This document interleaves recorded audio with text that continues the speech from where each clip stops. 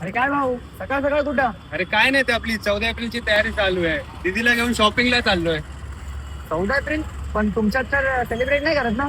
अरे दादा, जर आपण बाबासाहेबांना वाचलं आणि समजून घेतलं तर एस्पेशली उन्होंने एक कास्ट के लिए नहीं बल्कि सबके लिए बहुत कुछ किया है. दादा तू कॉलेजला जातो ना? हो मग तुला स्कॉलरशिप मिळाली असं ना? हो. ते पण बाबासाहेबांमुळे. हो, आणि तुझी ताई प्रेग्नेंट असताना ऑफिस में मैटरनिटी लीव पुन्हा मिळाली.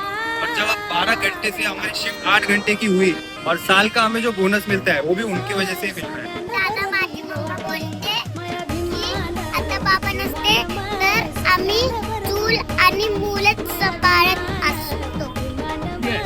आणि we are because he was. विचार बदला. भीमराया माझा भीम